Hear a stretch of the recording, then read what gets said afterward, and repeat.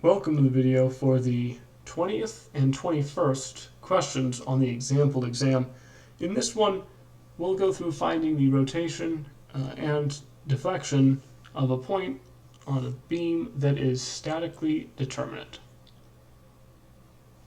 We have this problem, and we are asked about the rotation at point A, and we want to have it entered in rotation times EA or EI at point A. So in order to do this problem, we're going to need to solve for the rotation function from A to B. First, let's look at our distributed load function. From A to B, this is going to be equal to -4 kips per foot plus 4/10 kip per foot squared times x to fulfill this distributed load shape.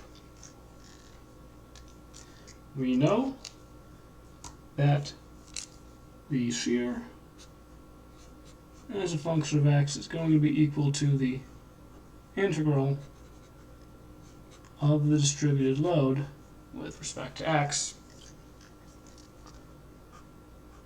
So this becomes -4 kips per foot times x plus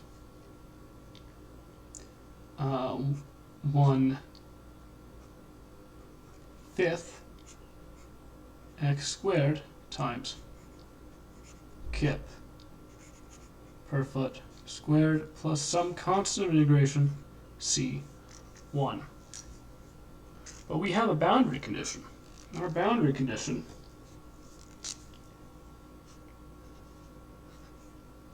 is that the shear at point 0, the shear at point A, the shear where x equals 0, has to equal 0 because it's a free end for our beam. And so that tells us that C1 is equal to 0 because if we enter 0 in for this function, that goes to 0, that term goes to 0, only this term is left. Now we can move on to our moment. We can use the fact that the moment is going to be equal to the integral of the shear function, which in this case is going to give us -4 kips per foot times x squared over 2 plus x cubed over 15 times kip per foot squared plus some constant integration C2 because C1 was 0, we already said. Don't have to worry about it in our moment equation, but we have another boundary condition. This boundary condition is that the moment at A, or the moment at x equals 0, gotta equal 0. It's gotta equal 0 because, well, it's a free end. Free end can't have any internal moment because there's no internal there. So that, again, if we enter 0 in for this or this, we're going to end up with just C2, because those two terms will go to 0. Well, C2 also better be 0. Okay. Now that we can move on to the rotation. And the rotation times the Young's modulus and the second moment of inertia is equal to the integral of the moment function, which is going to equal negative 2/3 kip per foot x cubed plus 1/60th feet squared. Put that down there. 1 kip we'll put up there, and that is times x to the 4th. We said that this and this our two constants of integration were 0, so let's leave those out, plus some constant of integration C3. Now we have a boundary condition for our rotations as well. That doesn't apply at A though, it applies at B. We've got a fixed end at B. That means that our boundary condition is that the rotation at B, which is to say the rotation at 10 feet, must equal 0. Because it got a fixed end, there's no rotation there. If we plug 10 feet into this and into this, we get some pretty massive, nasty numbers there, but we'd end up with, plugging 10 feet in there and that, we end up with C3 equal to positive 500 kip feet squared. Which means that our final equation for our rotation includes a plus 500 at the end of this point. Now, when we want to know the rotation at A, we just plug in 0 to this equation with this 500, and we find that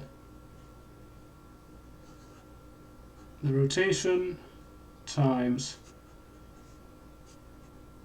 whatever our Young's modulus in our second moment is at point A, or at 0, is going to be equal to 500 kip feet squared.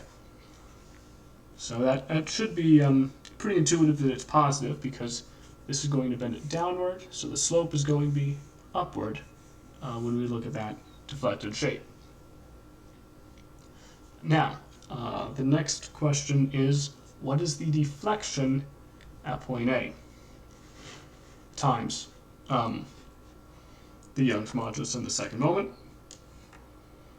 So, for that, we're going to say that the deflection times EI is going to be equal to the integral of the rotation times EI. And that's going to give us negative 2/12. Okay, we can probably clean that up. Kip per foot times x to the 4th plus 1/300 kip per foot squared times x to the 5th plus 500 x. So plus some constant of integration C4.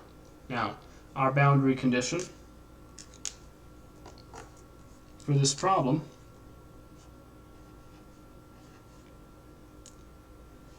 is going to be that the deflection at B, where we have a fixed end, is 0. So that's going to be at x equal to 10, our deflection is 0. So if we plug 10 in for here, and here, and here, we end up with our value for C4 being negative 3,666 and 2/3 kip feet cubed, which is going to be, when we plug 0 in for those other terms, our deflection at A. And that should be, it's a good sign this is negative because this is going to bend down, so the deflection at point A will be negative.